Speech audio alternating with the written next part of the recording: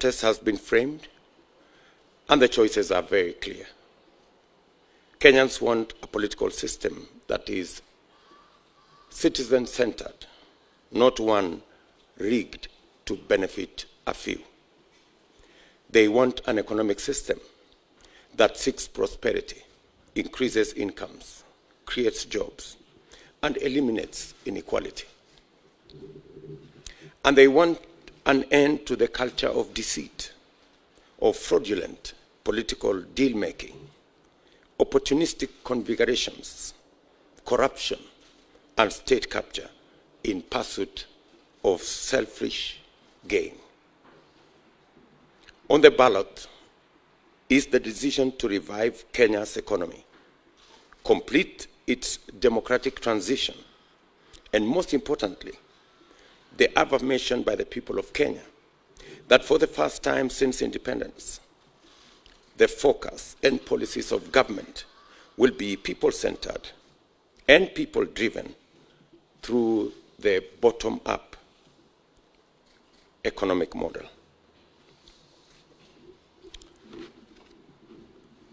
Four days to the general election, however, we are seeing choreographed incidences after our competitors have realized that what they thought this election would be has completely changed and become something else. Our competitors have realized that they have lost this election. And as a result, in panic, they have sponsored all manner of opinion polls. I think there have been maybe 10 opinion polls in the last 2 weeks, saying more or less the same thing, meaning they don't even believe in their own lies. That's why they have to repeat them so many times. We don't mind that. They can deceive themselves as much as they want. But we are concerned about a couple of things that are going on in Kenya. We are concerned, and that is why we are here today. We are concerned about meetings that are being organized in dark places to orchestrate disharmony, to orchestrate conflict, and to plan what is not good for Kenya. Recently, the president met people in Nakuru, and the outcome of that meeting is not good for our country. Apart from threats to members of my team who are leaders, what is emerging from those meetings is eventually the leaflets you see. Sometime this week, leaflets were distributed, pamphlets, warning communities.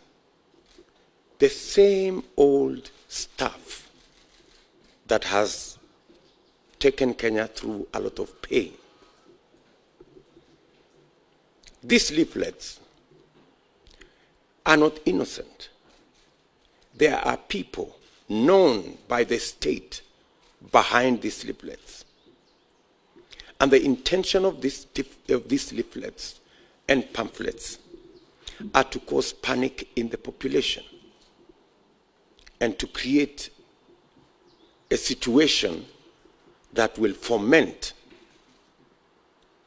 citizens fearing to go and vote.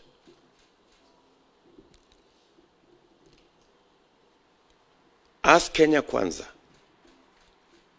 we want the Director General of the National Intelligence Service to tell the country what is going on We cannot sit pretty and see the same things that have happened in Kenya happen again. We committed ourselves after 2007 that we will never, ever again go back to the politics of ethnicity and division and violence. But there are people, having realized that they cannot win this election, they want to disrupt this election. They want to cause conflict in this election. And that is why we are calling on every state agency and our friends in the international community to speak to this matter, because it is a matter of concern. The regional commissioner, Maalim Mohammed of Rift Valley, the county commissioners, Samson Ojuang of Trans Nzoia and Stephen Kihara of Uasin Gishu, and Erastus Mbui of Nakuru are part of this scheme. They are the people holding night meetings to orchestrate and to plan conflict among us Kenyans. And unfortunately, the President of Kenya is aware. We are asking His Excellency the President, in his constitutional duty as the President of Kenya, to ensure that the country is safe and to stop these people from planning the evil that they are planning. The President knows them very well. And the President must stop these people from causing conflict among us Kenyans. The same way the President stopped Mr. Kinoti about a year ago when he was planning the same schemes with the post-election violence victims. The President is very well aware what Mr. Kinoti was planning then. He is very well aware what these people are planning now. Let me also say that this plan is being propagated by certain media houses, Kameme and Inoro FM, and more specifically, Njenga Mungai and Joseph Kuna. They are running narratives around violence and around conflict. These people should be made to answer for what they are doing. The law is very clear on incitement. To make matters worse, Azimio leaders openly and brazenly doctored my speech in Eldoret and posted it on their official timelines, inciting the people in Rift Valley and in Kenya to violence. NCIC has never made a statement. The DCI has never taken any action. And these are not simple statements. That's why we call on every Kenyan and the international community to look at the issues in their proper perspective. When senior leaders in Azimio brazenly incite Kenyans on their official timelines, we want to thank Twitter for pulling down the inciting video posted by Joho on matters violence. The second issue is the issue of use of public officials, chiefs, county commissioners, assistant county commissioners, are being forced with threats and blackmail of loss of their jobs if they don't become Azimio operatives. There is nowhere in the Constitution and in the Code of Regulations of Public Service that public servants are required to carry out political activities for any political party. It is our position, indeed it is the position of the Constitution, that public servants serve Kenyans equally, irrespective of their political persuasion or leanings, irrespective of the communities they come from, the religions they profess, or the color of their skin. We want to ask His Excellency the President to instruct the people who are using public officials, actually forcing public officials, including chiefs and their assistants, to carry out illegal activities, recruiting people, buying identity cards from citizens, an activity that is now all over the country. I heard Fred Matiang'i and Karanja Kibicho say that they are meeting chiefs because they work with chiefs and chiefs are their colleagues. These two gentlemen must know there is a shortage of fools in Kenya. Whatever they are telling these chiefs, the chiefs are telling everybody else. They are not meeting the chiefs to discuss security of the country. They are not meeting the chiefs to discuss matters that are in the line of duty of our chiefs. The chiefs are complaining. The assistant chiefs are complaining that they are being forced to manipulate the election, to undermine the election, to sabotage the election through bribery, through intimidation, through orchestrating situations that can cause conflict. We are asking His Excellency the President to call out these public officials and ask them to stop what they are doing. It is against the Public Service Code of Regulations. It is against the law. It's against the Constitution. Public officials are supposed to serve Kenyans in their responsibility and in their course of duty fairly, irrespective of which Kenyan belongs to which side of the political divide. I heard some of them even say that what they are doing today is what they did in 2017. I want to tell them two things. I was part of the Jubilee campaign in 2017. We never engaged the chiefs or public officials in our campaigns. There was no chief like I see today on a campaign lorry campaigning for whatever side of the political divide. This has degenerated to a new law in Kenya.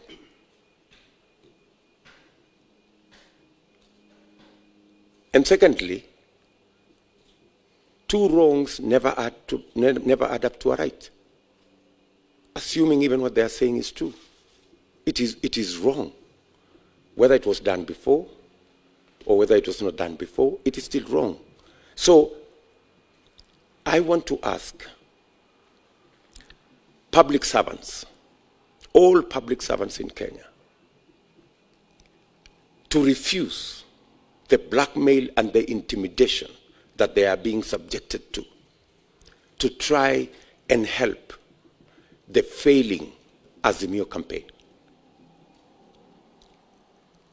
Chiefs, their assistants, members of the public service should know that their jobs are protected by the Constitution.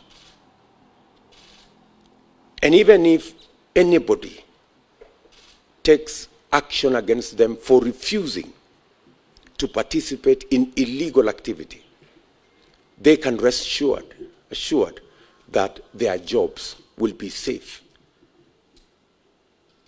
because their jobs are secured by the Constitution. Any illegal action taken against any public official for refusing to participate in illegal campaigns will be null and void. And we want to assure all public servants that the Constitution will protect them, and we will protect them to do the right thing. The current recruitment by chiefs of people around polling stations so that they can facilitate the bribery and the undermining and the sabotage of the Constitution must stop. Because Kenyans are looking forward to a free, fair, and democratic election. We want to ask in this meeting all public servants to observe their code of ethics and to stick to their appointment letters, to know that they are the servants of the people of Kenya and to serve all Kenyans equally.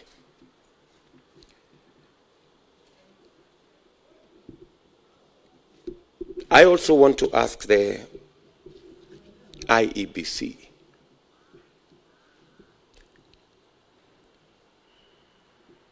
to deal with their mandate in accordance with the provisions of the Constitution.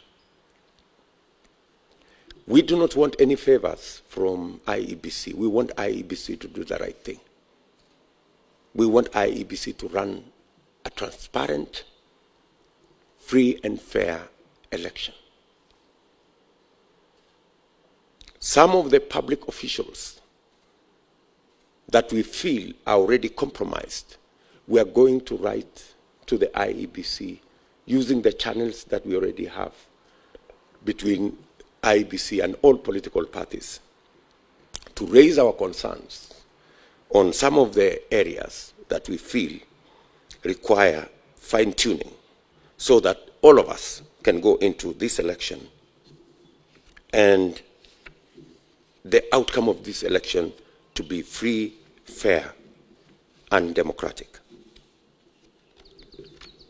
As you are aware, there is an attempt by our competitors to lock us out of venues for meetings.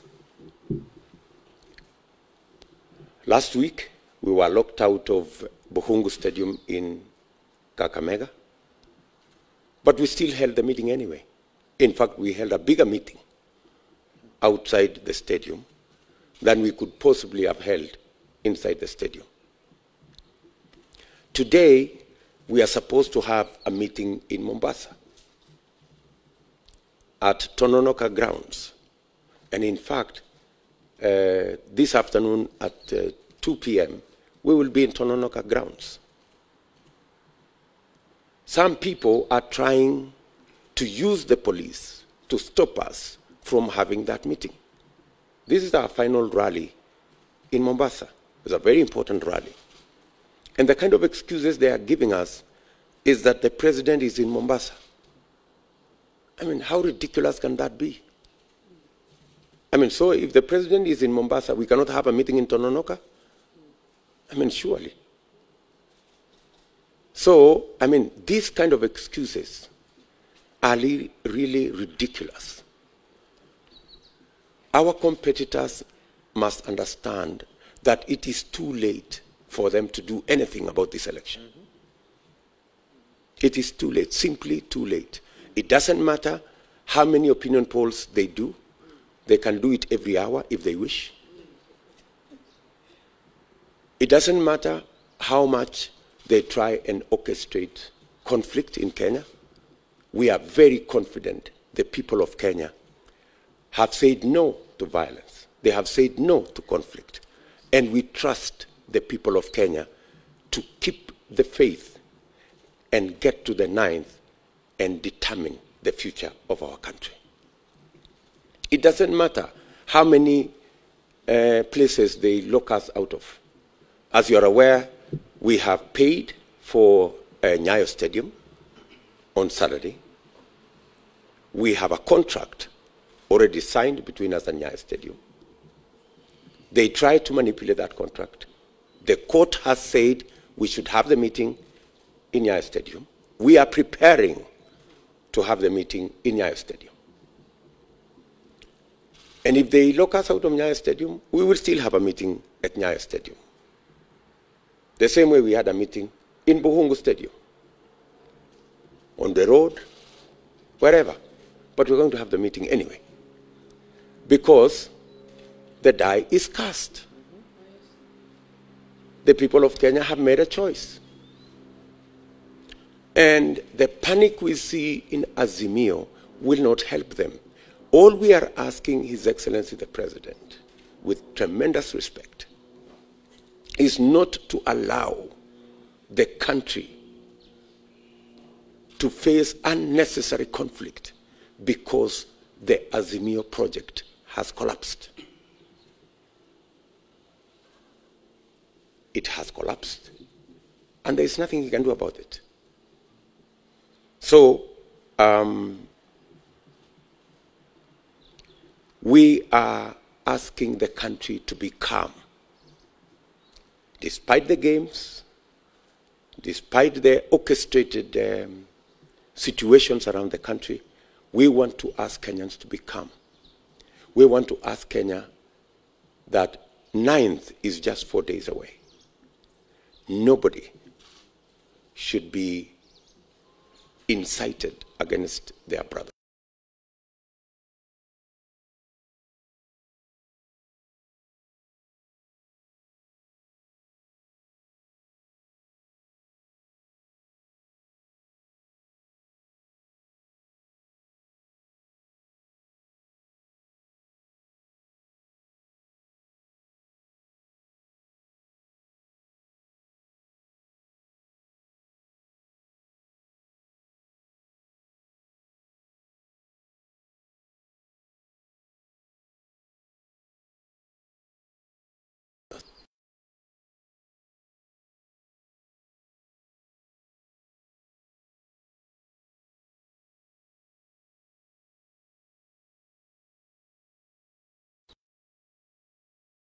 Yes.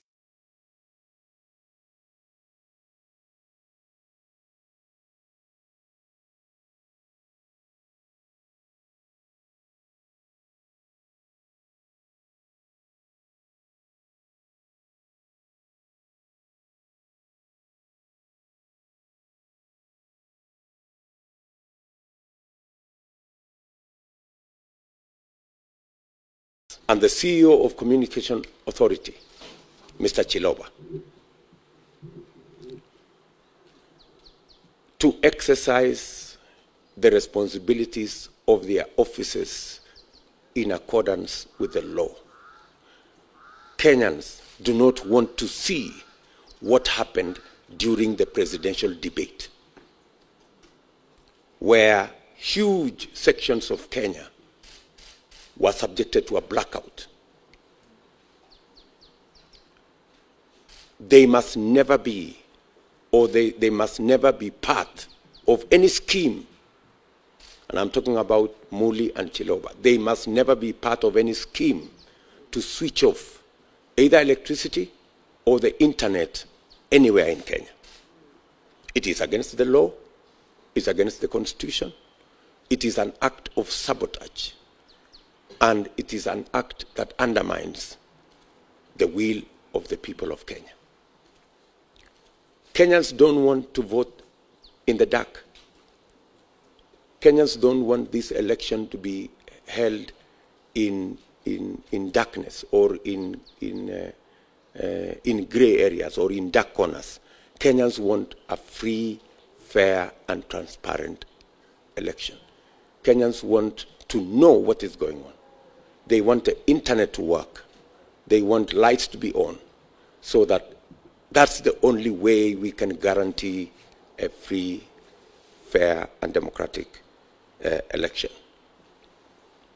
We have chosen to make this statement in this manner because we believe that the issues are weighty, and we do not expect any public official to engage in the kind of things that we are currently seeing. Ladies and gentlemen, I want to say thank you very much for your time, for coming to this press conference. I can take maybe one or two questions just for clarity on the matters that I have raised.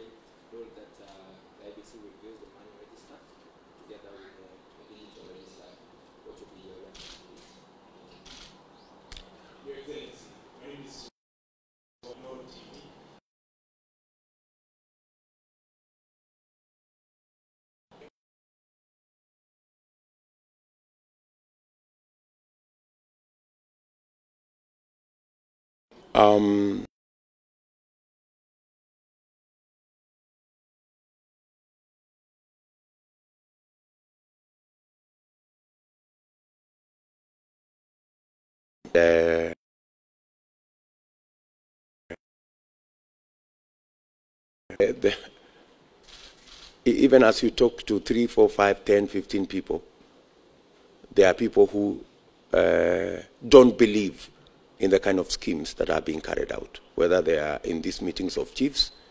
Many chiefs are reporting to us that they will not do what they are being asked to do, that they will not engage in voter bribery, that they will not engage in the kind of exercises that they are being asked to do. When you talk about where is this happening, unless you don't live in Kenya, I mean, you've seen where the leaflets are. You know, that is a matter of not me to tell you. Those are matters that are very clear. When you listen to some of the leaders I have mentioned, they are very clear about what they are talking about. And these are leaders that are being hosted all the time by state officials, which means whatever they are doing it with a tacit approval of state officials who should be doing the opposite of what these people are saying. And on matters to do with IEBC is an independent body. So they will carry out their responsibilities and their duties in accordance with the Constitution and directions from the court and other institutions that have the capacity to tell them what to do.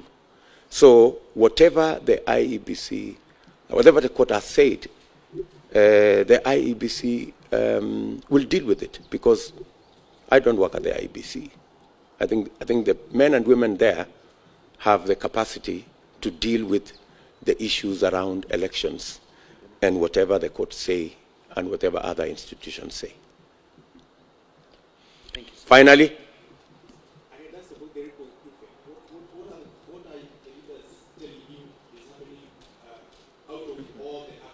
let us not speculate on any matter. I think I was raising these issues so that I bring the attention of the country and the international community so that we can all be vigilant and make sure that nothing untoward happens in Kenya.